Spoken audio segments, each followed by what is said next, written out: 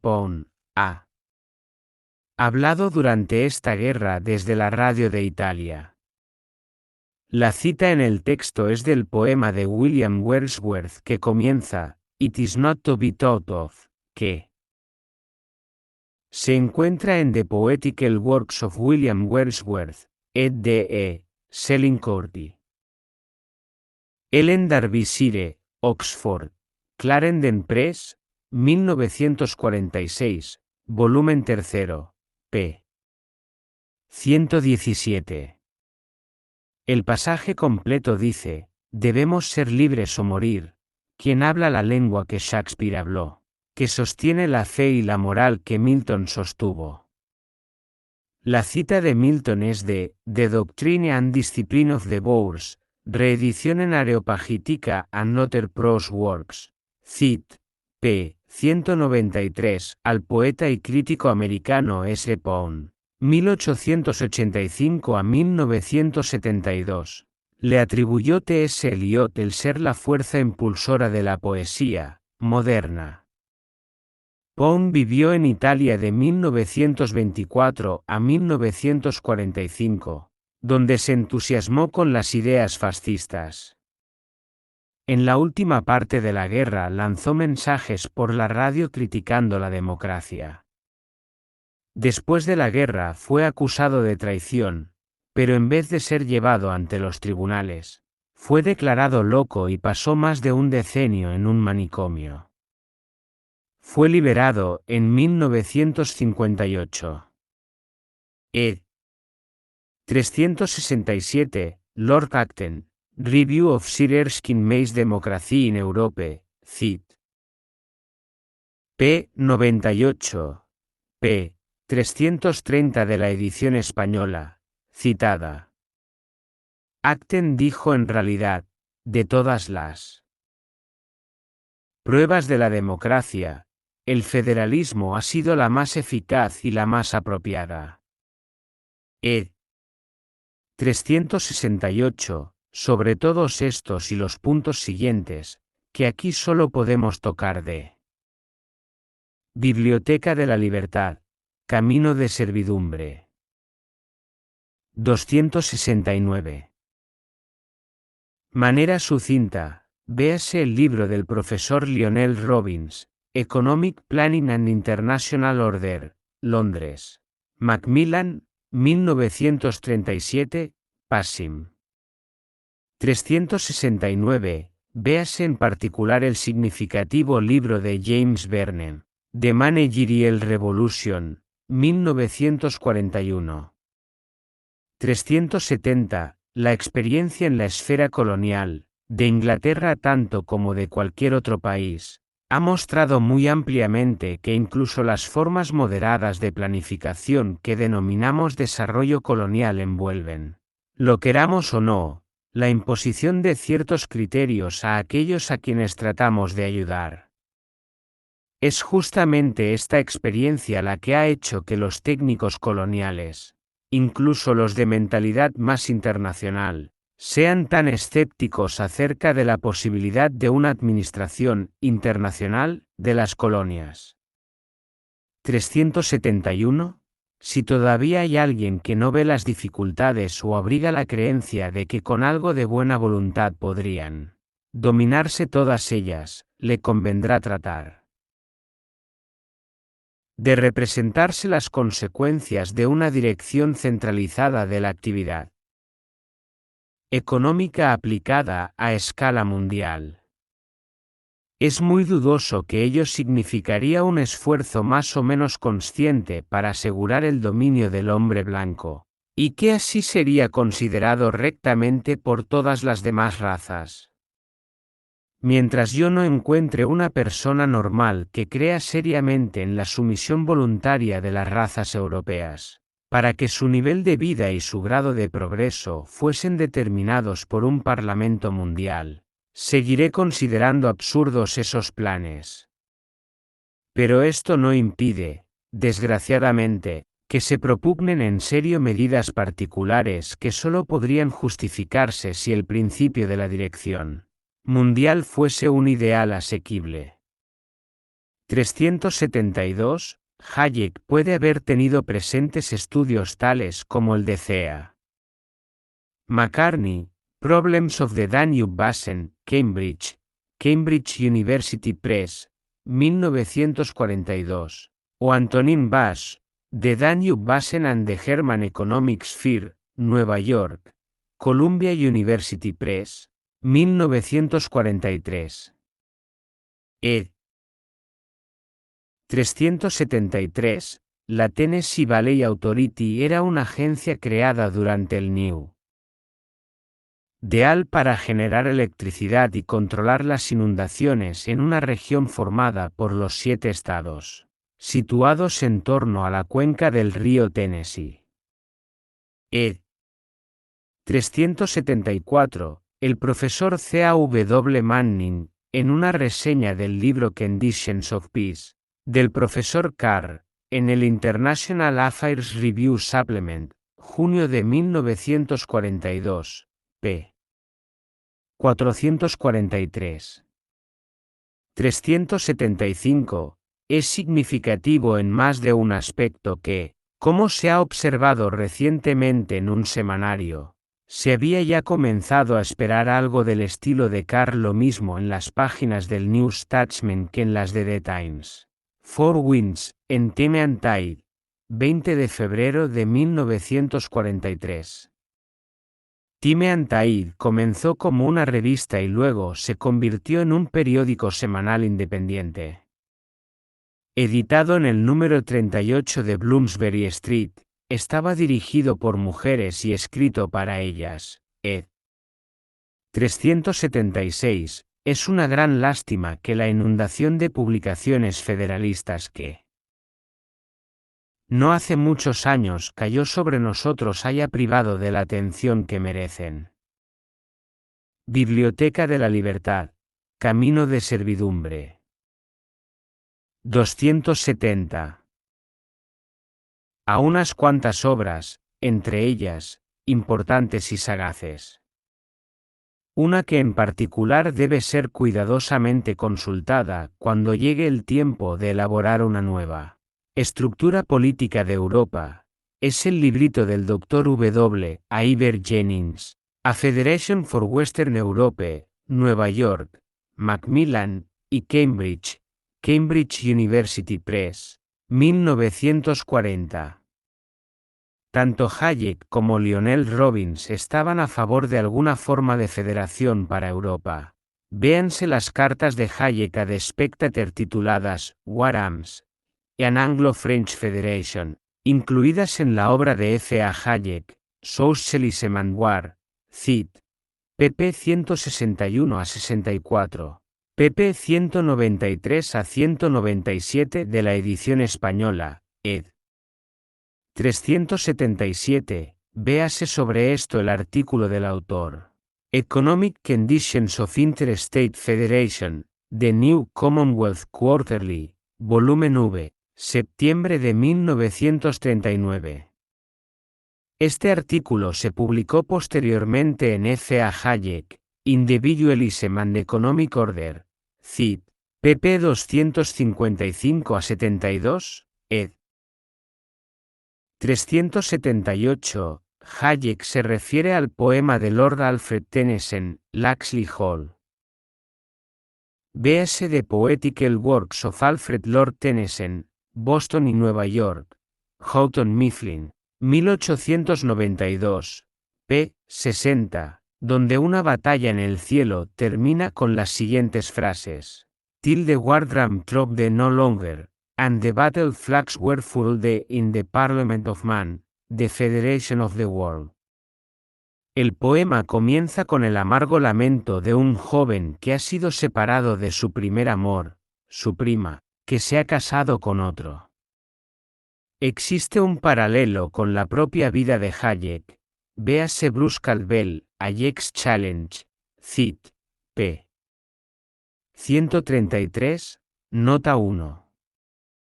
Ed.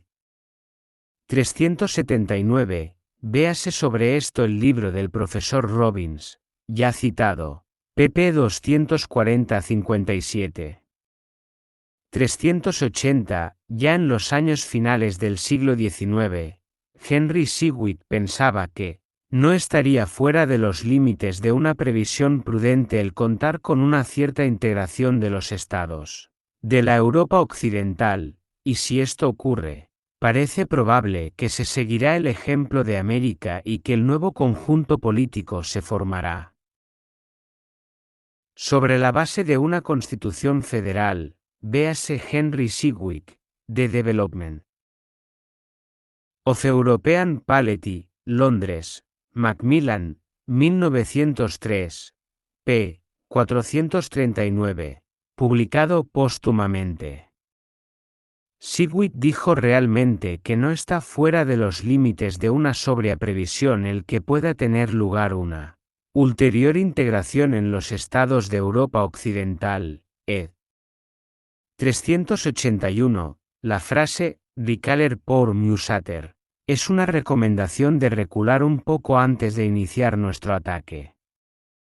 El consejo «drop back and punt», aproximadamente, coger impulso para dar el puntapié, puede servir más o menos como el equivalente americano. Ed. 382, Hayek se refiere aquí a Elia Levy, The Age of Tyrannies, traducción de Mae Wallace. Económica, N.S., volumen 4, febrero de 1941, pp 77 a 93, y Elia Levy, Socialism and the Problem of Democratic Parliamentarianism, International Affairs, volumen 13, julio-agosto de 1934, pp 490 a 507, ed. 383, estos documentos han sido traducidos al español para la presente edición por Carlo Acaransi, quien también ha traducido las notas del editor en el texto principal. Biblioteca de la Libertad, Camino de Servidumbre. 271. 384. El informe se encuentra en los Hayek Papers, caja 105, carpeta 10, Over Institution Archives.